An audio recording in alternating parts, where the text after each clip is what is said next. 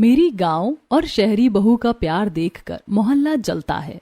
ये कालीशान और चमकती हुई काली एसयूवी सड़क पर तेजी से दौड़ रही है। गाड़ी के अंदर निहारिका का पूरा परिवार बैठा हुआ है और सबके चेहरे पर एक अलग ही उत्साह नजर आ रहा है, क्योंकि वो सभी अरुण के लिए लड़की देखने जा रहे हैं। देवर जी, कैसा लग रहा है आपको?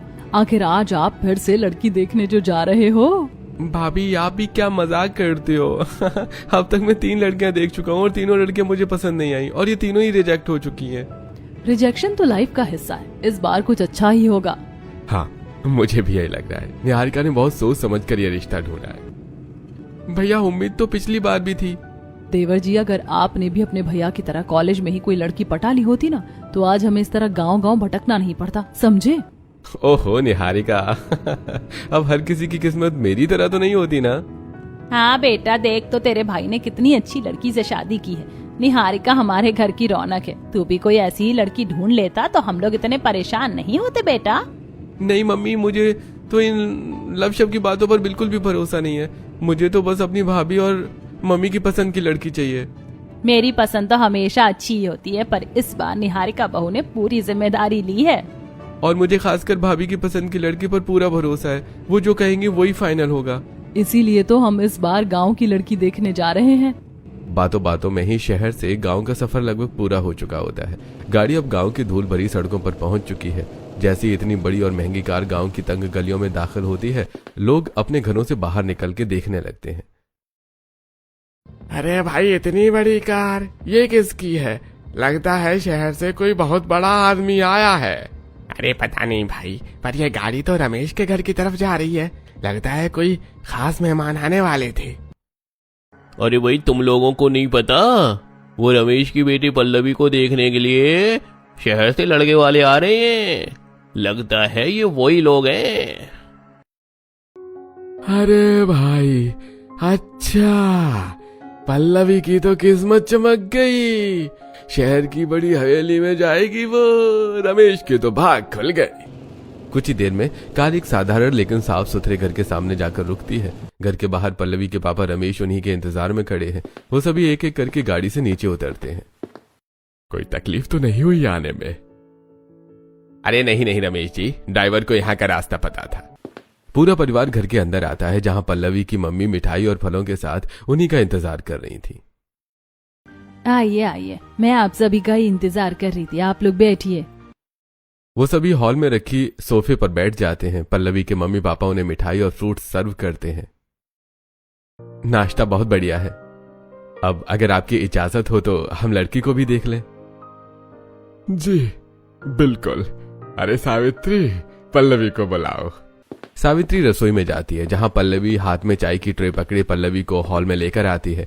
उसने एक साधारण सा पीला सलवार सूट पहना है और उसकी 2 लंबी चोटियां गुथी हुई हैं। चेहरे पर सादगी और हल्का सा मेकअप है। निहारिका पल्लवी को सिर से पैर तक ध्यान से देखते हुए, दिख तो ठीक रही है, सादगी तो है चेहरे पर।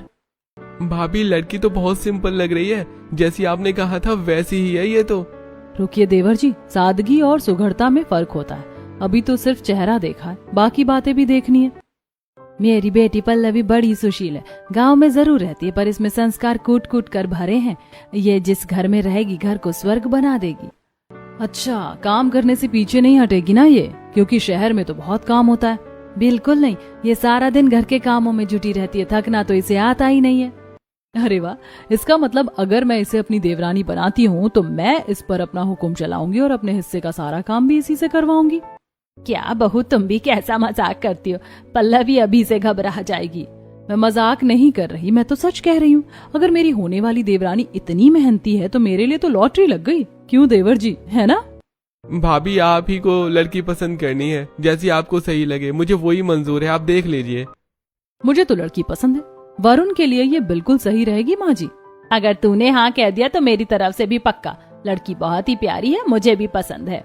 रमेश जी, अगर हमारी बड़ी बहू ने आपकी लड़की को पसंद कर लिया है तो फिर समझो रिश्ता पक्का है हम लोगों की तरफ से। वाह बेटी, तेरे तो भाग खुल गए।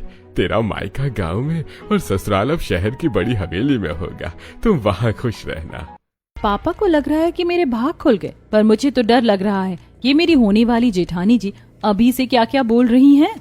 रिश्ता पक्का करके वो सभी लोग वहां से अपने घर लौट जाते हैं। कुछ ही महीनों में पल्लवी और वरुण की शादी धूमधाम से संपन्न हो जाती है और पल्लवी विदा होकर अपने गांव से शहर चली जाती है, जहां उसका बड़े उत्साह और प्यार से गृह प्रवेश होता है।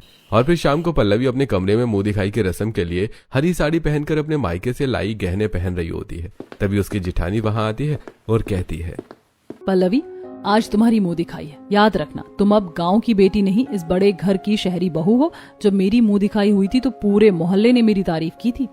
आप तो बहुत सुंदर हैं जेठानी जी, आपकी तरह कैसे लग पाऊंगी। तारीफ मेरी खूबसूरती की नहीं, मेरे सलीके की हुई थी। तुम ऐसे तैयार होना कि मेरी पसंद में कोई कमी ना निकाल सके। जी मैं कोशिश करूंगी जेठानी जी, आप जैसा कहेंगी वैसा ही होगा। और सुनो, जैसे मैं बोलूं वैसे ही सबके सामने पेश आना, सबके पैर छूना, सबको नमस्ते बोलना और सबको बहुत विनम्रता से पानी पूछना। ये तो अभी से मुझ पर रौब झाड़ने लगी, आगे पता नहीं क्या क्या होगा। मेरी जेठानी क्या करेंगी। निहारिका के जाने के बाद पल्लवी साड़ी और गहने पहनकर हॉल में आती है, जहां मोहल्ले की औरतें जमा हो चुकी हैं। निहारिका उसे दूर से कड़ी नजरों से घूर रही है। पल्लवी घबराहट में सबके पैर छूती है। अरे विमला, बहू तो बहुत प्यारी है तुम्हारी। हमने तो सुना था कि गांव की है, पर ये तो बहुत संस्कारी लग रही है। हाँ शांति, लड़की बहुत अच्छी है। हमारी निहारिका बहू ने इसे पसंद किया है। संस्कारी तो है, देख के ही लग रही है। अरे मीरा चाची, मेरी देवरानी की इतनी तारीफ करने की जरूरत नहीं है आप लोगों को। क्यों, निहारिका बहू अच्छी तो लग रही है बेचारी, तुम उसे बोलने क्यों नहीं दे रही हो। वो जो कुछ भी कर रही है मेरे डर से कर रही है। देख रही हो उसकी आंखों में कितना खौफ खा रही है मुझसे। जी नहीं। देखा, आवाज भी नहीं निकल रही इसकी। पल्लवी, पानी लाओ सबके लिए, जल्दी करो।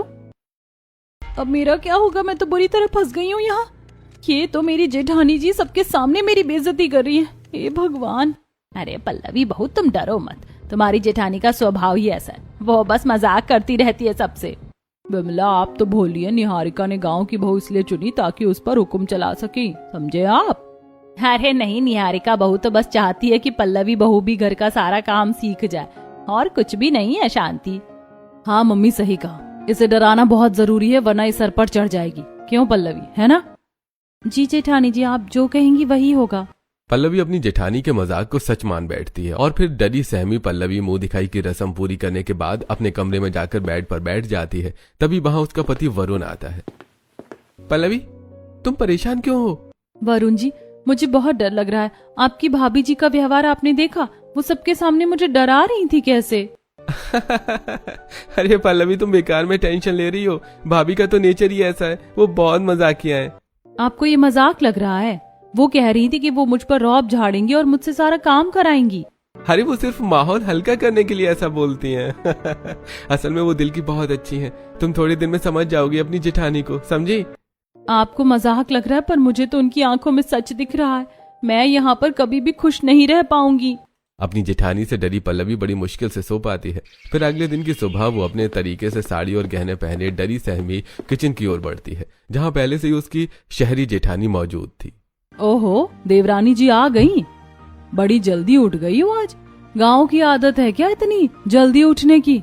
जी जेठानी जी, घर पर भी मैं सूरज ढलने से पहले उठ जाती थी। बताइए क्या बनाना है खाने में। देखो देवरानी जी, खाना अच्छा बनाना। ये तुम्हारा गांव नहीं, ये हमारा शहर। यहाँ लोग सादा खाना नहीं खाते। ससुर जी को खीर पसंद है, सासू माँ को पनीर, और मुझे क्या, मुझे तो हर चीज में कमी निकालने की पुरानी आदत है, समझी। कमी? पर मैं तो बहुत ध्यान से बनाऊंगी जेठानी जी। वो तो वक्त बताएगा। बस याद रखना, अगर खाना खराब हुआ तो पूरे घर के सामने तुम्हारी क्लास लगाऊंगी मैं। निहारिका इतना बोलकर किचन में बाहर चली जाती है। पल्लवी कांपते हाथों से पनीर के स्लाइस काटने लगती है। हे भगवान, अब मैं क्या करूं, किससे अपनी परेशानी कहूं। यहाँ तो सब जेठानी जी के पक्ष में है बस। अपनी जेठानी से डरी सहमी पल्लवी जैसे तैसे बटर पनीर, खीर, रोटी और जीरा राइस बनाकर हॉल में डाइनिंग टेबल पर पूरे परिवार को परोसती है। अरे वाह, खाने की खुशबू तो बहुत बढ़िया है। पल्लवी बेटा, तुमने तो आज कमाल कर दिया। हाँ, बहुत ही सौंधी महक आ रही है खाने से। हाँ मम्मी, खुशबू तो लाजवाब है। पल्लवी, बहुत बढ़िया खाना बनाया तुमने। ये क्या बनाया है पल्लवी? क्या तुम्हें गांव में खाना बनाना नहीं सिखाया? क्या हुआ जेठानी जी? क्या नमक कम है या मिर्च ज्यादा हो गई? ना मसाले ढंग से भुने, ना सब्जी का रंग सही है, और ये खीर, इसमें तो शक्कर इतनी ज्यादा है कि खाई नहीं जा रही। जेठानी जी, मैंने तो वैसे ही बनाया जैसा आपने कहा था। अरे पगली, देखो तो जरा अपना चेहरा, कितनी जल्दी डर जाती हो तुम। अरे बड़ी बहू तुम भी ना, बेचारी छोटी बहू की जान ले लोगी क्या? छोटी बहू खाना बहुत ही टेस्टी बनाए, तुम परेशान मत हो, और इतनी जल्दी डर क्यों जाती हो बहू? हाँ पल्लवी, माँ सही कह रही है, ऐसे मत डरा करो, भाभी तो बस तुम्हारी टांग खींच रही है। मजा आ गया, देवरानी का चेहरा तो देखो कितनी सीधी है ये, मेरा मजाक भी नहीं समझती। ये मजाक नहीं है, मेरा दिल बहुत घबरा रहा है। तभी पड़ोसन शांति और मीरा वहाँ आती है। विमला, आज तुम्हारी गांव वाली बहू की पहली रसोई है ना? हाँ मीरा, बहुत अच्छा खाना बनाया मेरी छोटी बहू ने। खाना तो अच्छा बनेगा ही ना, मैंने जो बनवाया है। मतलब मैंने जो सुना था वो सही है कि शहरी जेठानी ने तुम्हें इसलिए पसंद किया ताकि वो तुम पर हुक्म चला सके पल्लवी बहू।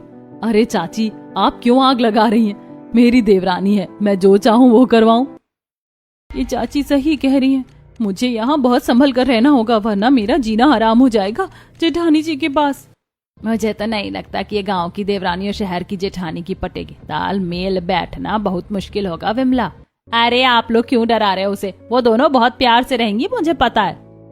वो तो वक्त ही बताएगा विमला, अभी तो नई नई शादी है, बाद में देखना क्या होता है।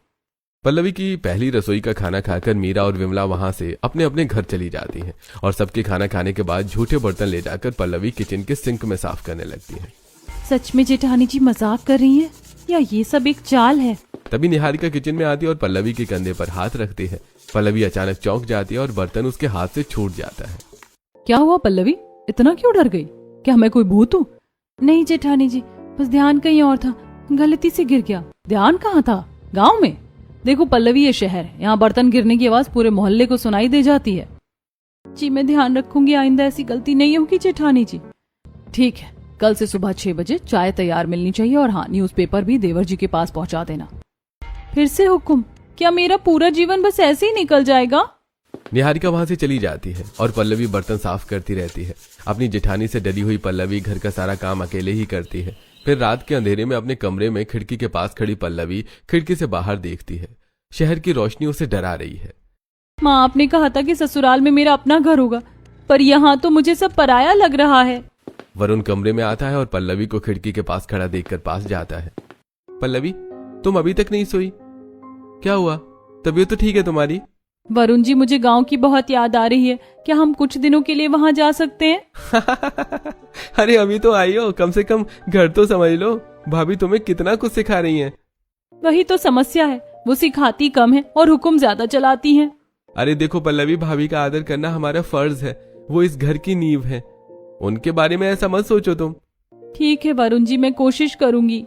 अपने पति की बात सुनकर पल्लवी बिस्तर पर लेट जाती है और बड़ी मुश्किल से सो पाती है। फिर अगली सुबह सूरज की पहली किरण के साथ ही उसकी आंखें खुल जाती हैं। पल्लवी जल्दी से तैयार होकर रसोई में जाती है और हड़बड़ाकर गैस जलाकर सबसे पहले चाय उबालने लगती है।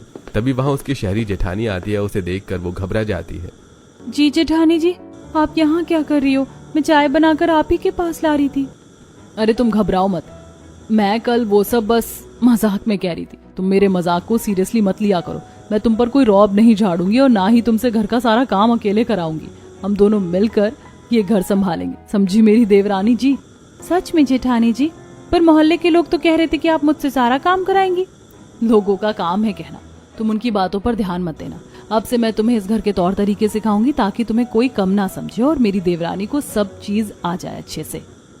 उसी दिन से निहारिका पल्लवी को घर की हर छोटी बड़ी बात समझाने लगी। वो उसे रसोई से लेकर ड्राइंग रूम तक की व्यवस्था सिखाने लगी।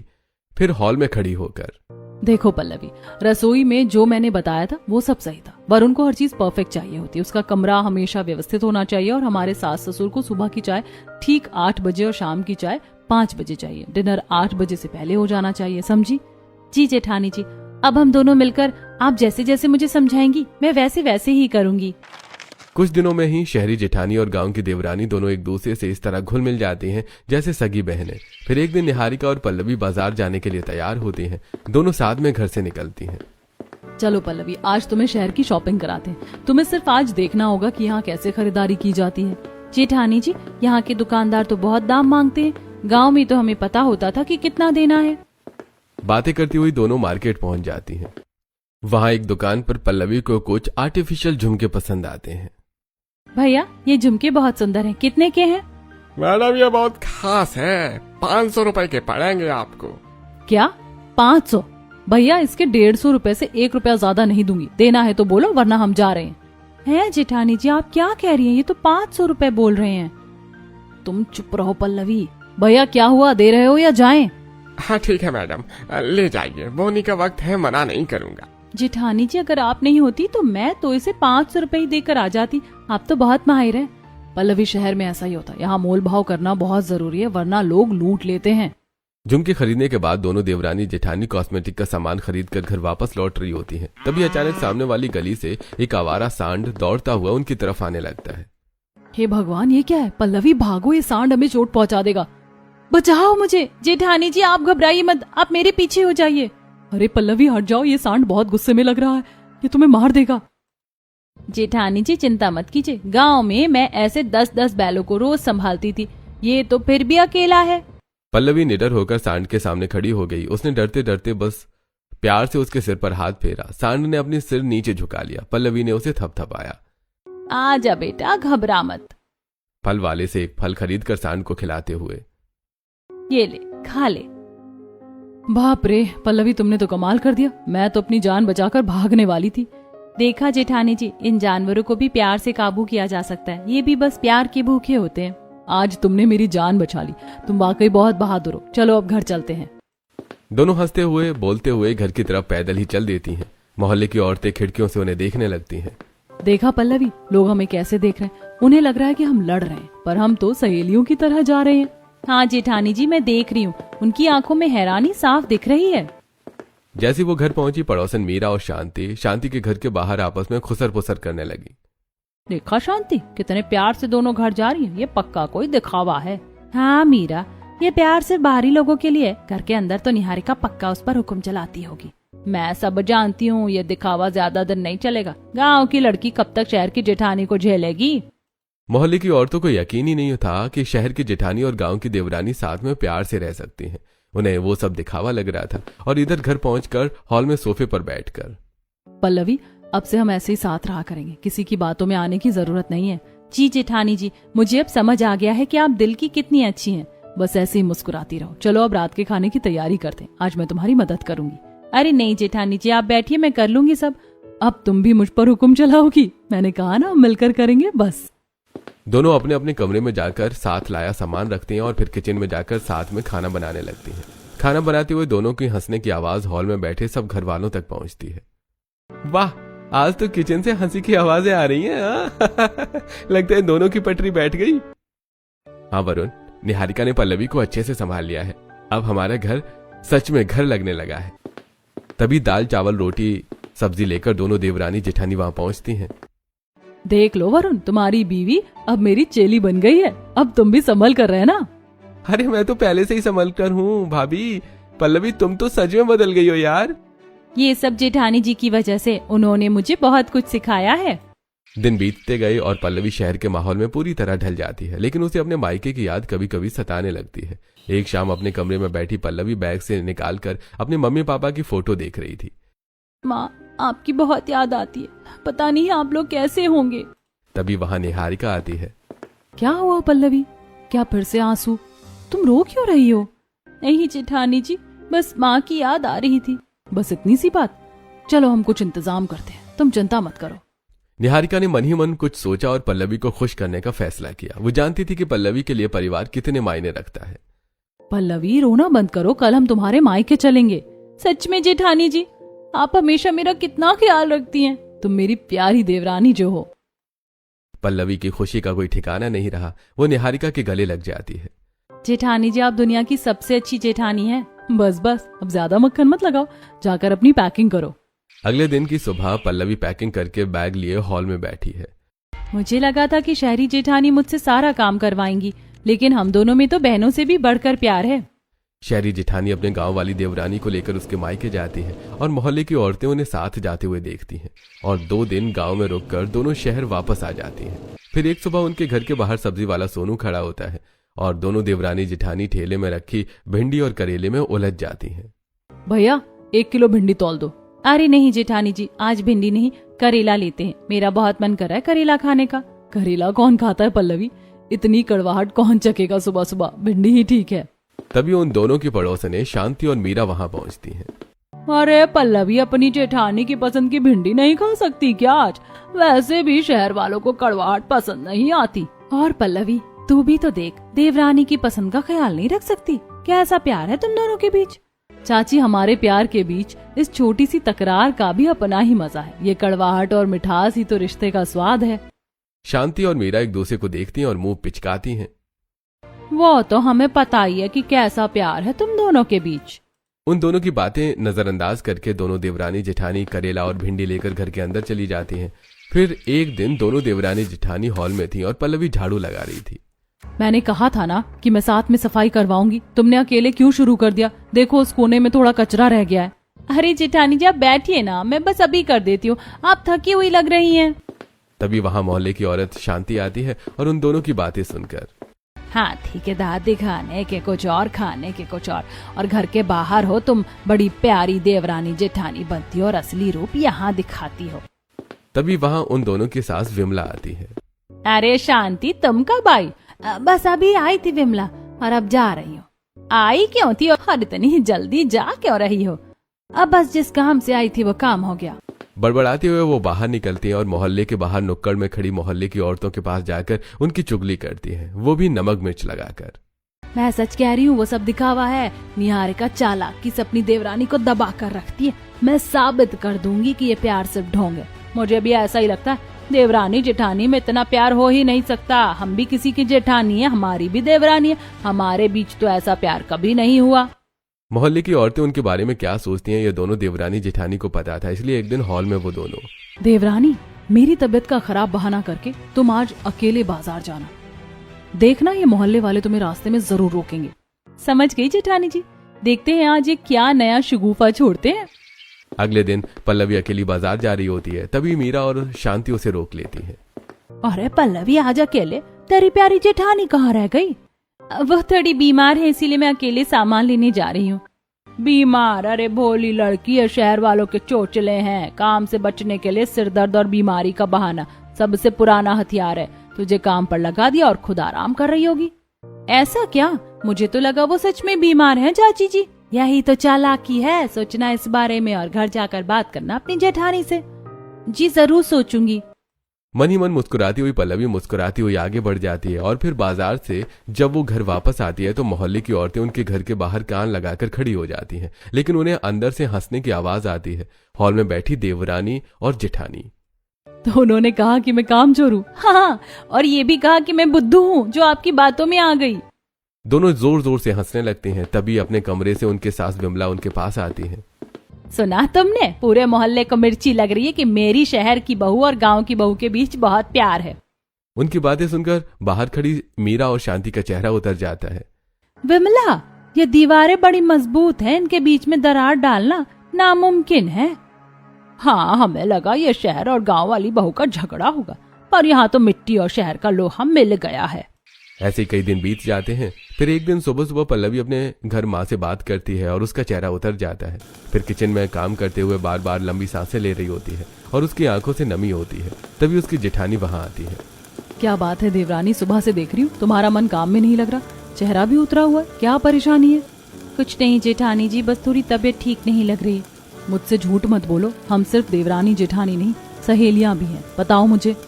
जेठानी जी, पापा ने मेरी शादी के समय अपनी पुश्तैनी जमीन गिरवी रखकर कर्ज लिया था, लेकिन साहूकार समय से पहले पैसे मांग रहा है और धमकी दे रहा है कि अगर अगले हफ्ते पैसे नहीं दिए तो वो जमीन हड़प लेगा। मैं बहुत परेशान हूँ।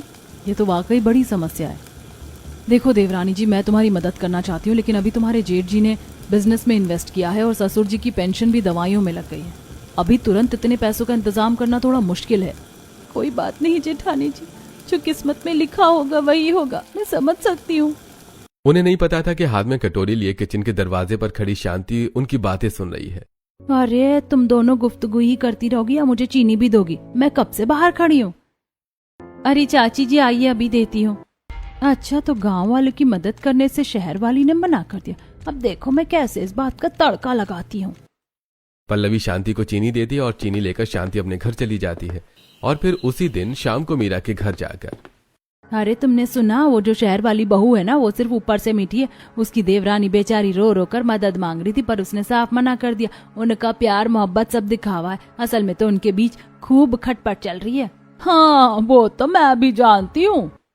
ऐसे ही कई दिन बीत जाते हैं और मोहल्ले वाले दोनों देवरानी जेठानी का प्यार नहीं पचा पाते। फिर एक शाम मोहल्ले की औरतें मीरा और शांति निहारिका के घर पर बैठी हुई थी। उनके साथ उनकी सास भी थी। तभी निहारिका घबराई हुई अपने कमरे से वहां आती है और मम्मी जी, मेरे गहनों का डिब्बा अलमारी में नहीं मिल रहा। मैंने कल रात वहीं रखा था। क्या? ठीक से देख बहू, कहीं इधर उधर रखा होगा। मैंने सब जगह देखा लेकिन कहीं नहीं मिले। मेरे सोने के गहने गायब है, समझ नहीं आ रहा कहाँ गए। जेठानी जी, आप कहीं ऐसा तो नहीं सोच रही कि उस दिन आपने मेरी मदद नहीं की तो मैंने गुस्से में आपके गहने? पागल हो गई है क्या? मैं तुम्हारे बारे में ऐसा कभी नहीं सोच सकती। गहने कीमती हैं पर तुम्हारा ईमान उससे कहीं ज्यादा कीमती है। अरे निहारिका, इतना भोला बनना भी ठीक नहीं है। दुनिया में जो जैसा दिखता वैसा होता नहीं है। बेचारी गांव वाली के पैसों की जरूरत थी, हो सकता है हाथ साफ कर दिया हो। शांति, जुबान संभाल कर बात करो। मेरी बहुओं के बीच तुम दरार नहीं डाल सकती। मैं जानती हूँ कि मेरी गांव की बहू और शहर की बहू के बीच प्यार देखकर पूरा मोहल्ला चलता है, और घर में सीसीटीवी कैमरा भी लगाए। चोर कौन है पता चल ही जाएगा। पूरा परिवार मिलकर हॉल में लगे सीसीटीवी कैमरे देखते हैं, लेकिन ना तो कोई घर के बाहर आता दिखा और ना ही कोई घर के बाहर जाता हुआ। अरे कोई भी बाहर का आदमी अंदर नहीं आया और ना ही घर से कोई बाहर गया। इसका मतलब गहने घर के अंदर ही है। सोचो बहू, कहाँ रख दिए हैं तुमने गहने? पापा जी, कल मैंने अलमारी से अपना लहंगा निकाला था धोने के लिए और फिर बाथरूम ले गई थी। बहू, तुमने वो लहंगा धोया था क्या? नहीं मम्मी जी, मैंने उसे सिर्फ बाथरूम में रख दिया था। पल्लवी दौड़कर बाथरूम जाती है और लहंगा उठाती है। अचानक एक भारी डिब्बा नीचे गिरता है। मिल गया जेठानी जी, डिब्बा लहंगे की भारी कढ़ाई में फंसा हुआ था। पूरा परिवार भागता हुआ बाथरूम में आता है और आखिरकार मेरे गहने मिल ही गए। हाँ बहू, गहने भी मिल गए और मोहल्ले की औरतों को बातें बनाने का मौका भी। तभी निहारिका को चक्कर आ जाता है और वो बेहोश होकर जमीन पर गिर पड़ती है। पूरा परिवार उसे हॉस्पिटल लेकर भागता है। उनके साथ मोहल्ले की औरतें और कुछ लोग भी जाते हैं। निहारिका को आईसीयू में एडमिट किया जाता है और वो सभी लोग आईसीयू के बाहर खड़े होते हैं। तभी डॉक्टर सुरेश बाहर आते हैं और देखिए, मरीज की हालत बहुत नाजुक है। उनके शरीर में खून की भारी कमी हो गई है। अगर अगले 1 घंटे में ओ नेगेटिव खून नहीं मिला तो हम उन्हें नहीं बचा पाएंगे। अरे डॉक्टर साहब, हम सब तैयार हैं, हमारा खून चेक कीजिए। एक एक करके सबका ब्लड ग्रुप चेक होता है पर किसी का मैच नहीं होता। डॉक्टर साहब, मेरा चेक कीजिए। पल्लवी का भी ब्लड टेस्ट होता है और उसका ब्लड ग्रुप उसकी जेठानी के ब्लड ग्रुप का मैच हो जाता है। आपका खून बिल्कुल मैच कर रहा है, लेकिन आप बहुत कमजोर हैं। इतना खून देना आपके लिए जोखिम भरा हो सकता है। डॉक्टर साहब, मेरे खून का एक एक कतरा ले लीजिए। बस मेरी जेठानी जी को बचा लीजिए, उनके बिना ये घर सूना है। मोहल्ले के लोग एक देवरानी का अपनी जेठानी के प्रति इतना प्यार देखकर शर्मिंदगी से भर जाते हैं। पल्लवी बहू, हमें माफ कर दो। हम अपनी जलन की वजह से तुम दोनों के बीच जहर घोलना चाहते थे, पर आज तुमने खून देकर साबित कर दिया कि तुम दोनों का रिश्ता खून के रिश्तों से भी गहरा है। चाची, हमें बुरा नहीं लगा। आपकी बातों और इस परीक्षा ने ही तो दुनिया को दिखाया कि हमारा प्यार कितना सच्चा है, और अब हम इस प्यार को और भी मजबूत बनाएंगे। पल्लवी अपनी जेठानी को अपना खून देकर उसकी जान बचाती है और मोहल्ले वालों की सोच भी बदल देती है। कुछ दिनों में उसकी जेठानी ठीक होकर घर पहुंच जाती है और पहले की तरह शहरी जेठानी और गांव की देवरानी हंसी खुशी रहते हैं और मोहल्ले वाले भी अब उनका प्यार देखकर जलते नहीं बल्कि खुश होते हैं।